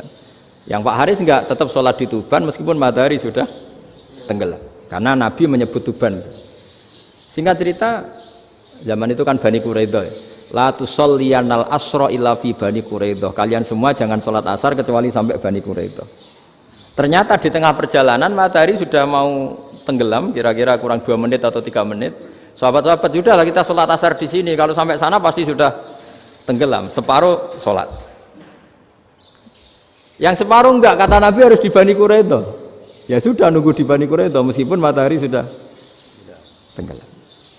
Singkat cerita dua kelompok ini matur, ya Rasulullah kita ngalami ini perdebatan gini-gini. Di semua riwayat di hadis-hadis sahih disebut falam yu'annif wahidan minhuma. Nabi tidak menyalahkan salah satunya atau enggak menyalahkan dua-duanya. Itu bahasa Indonesia juga ribet, yang benar gimana itu? Enggak menyalahkan salah satunya, apa enggak menyalahkan dua-duanya? Gimana bahasa benarnya itu? Salah satunya. Salah satunya itu dua-duanya? Ya. Enggak, kalau bahasa Indonesia tidak menyalahkan Kedua-duanya. Kedua-duanya apa salah satunya yang benar? Kedua-duanya. Kedua-duanya. Bahasa Indonesia itu ya kadang ruwet ya. Orang pinter kayak Pak Habibie itu namanya ya orang luar biasa. Nanti sekolahnya orang-orang idiot itu ya sekolahan luar biasa. Orang pinter banget bahasa Indonesianya luar biasa. Kalau sekolah untuk orang-orang yang idiot juga luar biasa. Jadi kalau dipuji luar biasa tuh gak jelas nih luar biasa ya. Gak jelas kadang bahasa kita ini kadang ya gak jelas. Nah itu gak menyalahkan dua-duanya apa salah satunya? Keduanya, tidak menyalahkan kedua-duanya. Misalnya dibahasakan gak menyalahkan salah satunya, benar apa salah? Benar. Benar, ya sudah benar semua. Jadi itu bukti bahwa ijtihad itu boleh. Saya ulang lagi, bukti bahwa ijtihad itu boleh. Padahal ini jelas yang satu harus sholat asar, padahal matahari sudah tenggelam. Makanya di antara fikih unik itu begini. Saya ulang lagi fikih unik. Saya menyaksikan betul ketika ada orang tanya Mbah Mun saya ini Kopassus. Kadang latihan itu sampai waktu zuhur habis. Saya harus bagaimana? Jawabnya Mbah Mun itu unik. Sementing ojo ngosor sholat. Engkau yojo niat jamak. Atok kodok katanya. Singkat cerita terus orang ini diskusi sama saya karena ini ya alim pernah mondok. Kenapa kosor tidak boleh? Karena kosor itu ekstrim, merubah bentuk sholat dari 4 menjadi 2. Maka alasannya harus jelas. Harus jelas itu orang yang latihan di Kopassus itu kan dia sudah berasrama di situ. Berarti dia sudah tidak musafir karena asramanya di situ, sudah mukim. Kalau dia kosor itu merubah bentuk sholat dari 4 menjadi 2. Merubah itu ekstrim. Tapi kalau dia qadha itu hanya mengakhirkan sholat dari waktunya. Kira-kira kalau kamu jadi malaikat, ekstrim mana? Merubah sama menunda? Ekstrim merubah kan? Karena 4 menjadi 2. Terus ojo jamak takdim, tapi jamak takhir. Itu juga penting. Bagi pengkaji fikih itu penting. Kalau jamak takhir itu salah-salah sidik ora pati popo. Kenapa? Kan mirip duhur qadha. Kalau jamak takhir kan, tapi kalau jamak takdim asar kok di waktu duhur. Ekstrim mana? Perubahan takhir sama takdim itu ekstrim mana? Ekstrim takdim karena melakukan sesuatu belum waktunya. Belum waktunya. Jadi itu memang ya memang tadi kajian-kajian fikih itu memang unik. Karena bagi ahlinya, saya ulang lagi tapi ini saya ulang lagi bagi ahlinya. Makanya ketika Nabi menjamak sholat ketika nusuk, ketika haji itu kata Imam Syafi'i lis safar. Karena Nabi pergi jauh karena rumahnya Madinah. Tapi resikonya fatwa itu adalah orang Mekah nggak boleh jamak karena kawasannya nggak sampai 90 kilo lah kalau sekarang mungkin. Tapi kalau tahu Imam Malik enggak, jalin nusuk sehingga orang Mekah pun yang haji ya boleh jamak karena alasan jamaknya karena nusuk, karena haji bukan karena jarak. Terus diteruskan lagi. Kalau karena pergi boleh jamak, memangnya pergi itu kenapa? Karena repot. Nah itu masalah kan masyakoh. Nah, terus mulai ada orang-orang yang ngawur kan resepsi jamak, ribet. Wes resepsi duit utangan kan capek. Wah itu sudah jamak. Ribet kan. Jadi kalau sudah illatul hukmi itu sudah mesti bikin masalah. Kalau sudah illatul hukmi itu pasti bikin masalah. Nah, pertanyaannya jamak itu masih gampang karena bentuknya sholat masih 4. Yang ekstrim kalau qasar karena bentuk sholat 4 menjadi 2. Maka kata Mbah Mun pesennya nak kue ra mesti benere jika alasan itu tidak mesti benarnya. Pokoknya sementing tidak qasar katanya. Juga tidak jamak takdim karena qasar ini kan merubah bentuk sholat kan ekstrim. Jamak takdim juga ekstrim karena mendahulukan sholat sebelum waktunya. Kalau jamak takhir kan biasa, kalaupun salah kan mirip kodok. Ya mirip kodok biasa kan. Nah ini saya cerita, jadi fikih itu bagi ahlinya itu memang punya konsekuensi yang seperti itu. Makanya pertanyaannya misalnya bagaimana hukumnya penyembelihan lewat mesin? Ya ribet kan. Bagaimana nyembelih dari apa ini? Belakang. Saya baca di kitab-kitab nyembelih dari belakang itu ya hukumnya tetap boleh asal apa itu hulkum dan mari itu terpotong. Tapi pertanyaannya, jangan-jangan ayamnya sudah kaget dulu karena uratnya ini. Makanya perlu ditanya ahli medis, setelah uratnya tercabut ini jangan-jangan sudah berstatus mati. Kan potensi ketika dipotong dari sini, potensi sudah berstatus mati.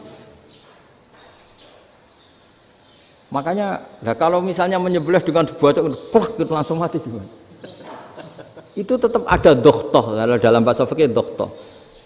Dia terkaget, begitu, ada dokhtoh karena nggak bisa bernafas terus mati. Berarti kelangsungannya bangkai. Jadi orang yang pengkaji fikih itu ya seperti itu, memang itu yang ditekuni. Tapi kita sebagai orang awam ya tadi, nak sing kecelakaan itu wedhus, ayam jago ngeman, tapi nak pitik cilik ikhlas.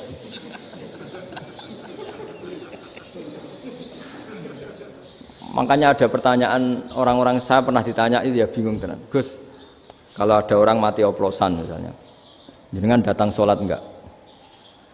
Ya datang sholat kan, dia orang mukmin, saya tetap sholat. Kenapa? Ya kan matinya oplosan. Tapi andaikan tokoh yang mati, kamu sholat enggak? Ya sholat kan dia tokoh. Jadi ribet. Fikih itu ribet. Makanya Imam Nawawi nanti ngendikan gini. Ada orang ngundang Nabi, ya Rasulullah, saya mohon nyolati ini. Nabi tanya, punya utang enggak? Punya. Nabi, saya enggak mau nyolati mayit yang punya utang. Terus ada sahabat datang, ya Rasulullah, utang itu tak ambil alih kami. Berarti dia sudah tidak punya utang. Terus Nabi kerso nyolati. Pertanyaannya, utang itu hal yang boleh. Saya ulangi, utang itu hal yang boleh. Tapi kenapa Nabi se-ekstrim itu?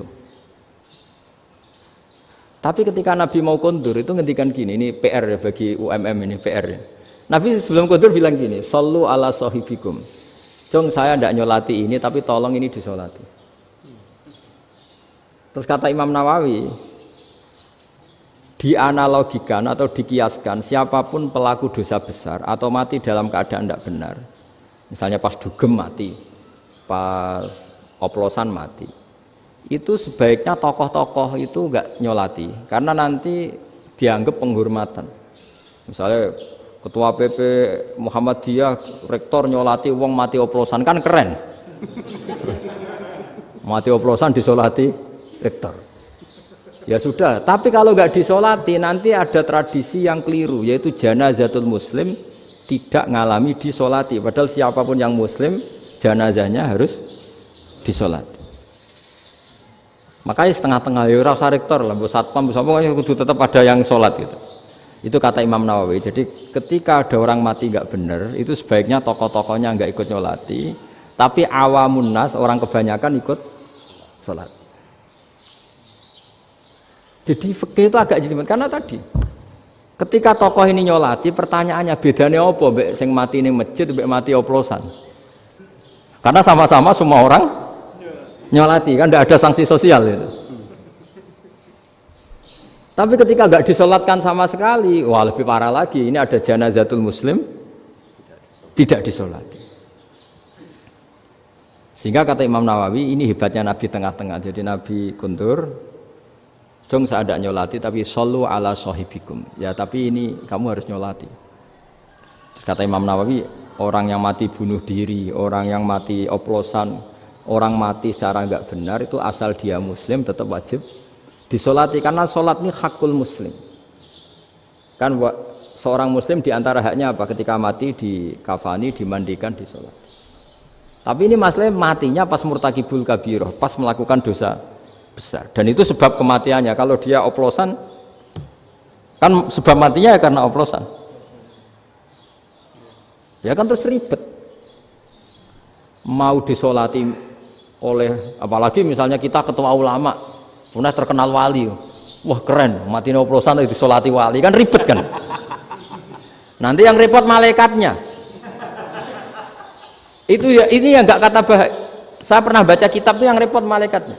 Itu ada yang bilang gini, orang yang punya hutang itu pasti nanti hisabnya berat, diaudit malaikat sampai bisa nyaur hutangnya. Sementara malaikat kena konstitusi, kalau Nabi mendoakan harus mustajab. Ini kan ada dua hukum yang berlawanan. Sekali Nabi berdoa, Allahumma ighfir lahu warhamhu, itu harus dituruti malaikat. Enggak boleh doanya Nabi enggak dituruti malaikat. Sementara aturan Islam juga harus dituruti, bahwa orang yang punya utang harus tersandra oleh utangnya. Tapi nak sing dunia Pak Haris kan, enggak tekno.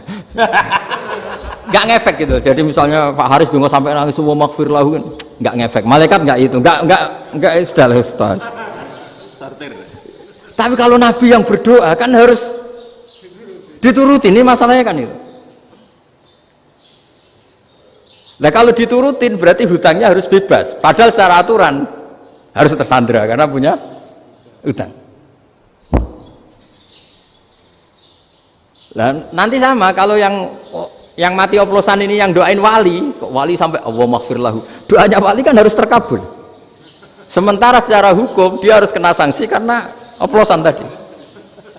Daripada ngerepotno malaikat, sudahlah wali-wali ini tidak usah ikut nyolatin, yang nyolati ya orang-orang nggak jelas ini, sehingga kan malaikat kan santai aja kalau mau nyeksa. Loh tapi kan sudah didoain, nggak ngefek.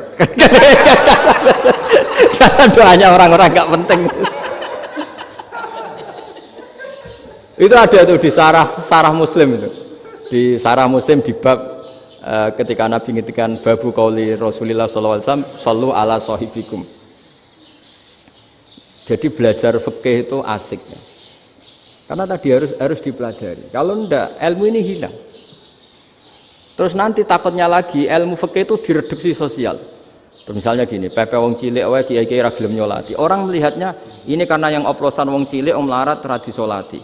Jajal bupati ya disolati, mergo amplopnya gede-gede kan terus ruwet kalau dianalisis gitu kan ruwet. Makanya kenapa saya harus ngomong fikih supaya semuanya itu enggak didudukkan urusan sosial itu. Nah kalau semuanya didudukkan sosial kan sentimennya sentimen sosial, ribet. Padahal yang sering mati oplosan itu kan wong-wong cilik gitu loh, karena tadi kalau wong sugih kan pakai whisky yang mahal yang insya Allah tidak mati kan gitu. Nah, yang mati kan ya mergo Bertos macam-macam itu kan. Artinya ini kalau nggak diterangkan secara fikih, kiai-kiai yang nggak datang dikira masalah sosial kan. PP salam tempel era gede terus enggak datang kan terus jadi ribet.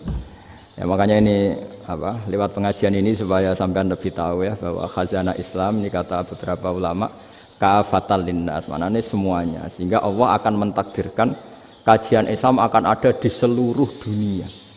Jadi kenapa IAIN marak di Indonesia, UMM, Universitas NU banyak? Karena agama ini kafatal linnas, tidak miliknya orang Arab tapi milik semua. Orang alimnya juga gitu. Ketika ada liga alim seluruh dunia, itu orang Indonesia, orang Afrika, ya selalu ada orang alim yang kelas dunia. Seperti dulu ada Imam Bukhari, itu as-sakhul kutub ba'da kitabillah. Kitab terbaik setelah Quran itu Bukhari. Padahal dikarang oleh orang Uzbek. Kata siapa? Islam As-Sobyan, ada orang Arab ngakui kalau kitab paling sahih itu Bukhari. Mekah Madinah pun ngakui kalau kitab paling sahih Bukhari. Padahal pengarangnya ada orang Arab. Orang mana? Uzbek. Imam Ghazali yang diakui seluruh dunia itu Atos itu ikut Persia, juga bukan orang Arab, Sibawayh jadi orang Persia. Nah ini yang belum ada orang Malang ini, tinggal PR ini. Ya nyusul ya. Ya saya kira demikian. Assalamualaikum warahmatullahi wabarakatuh.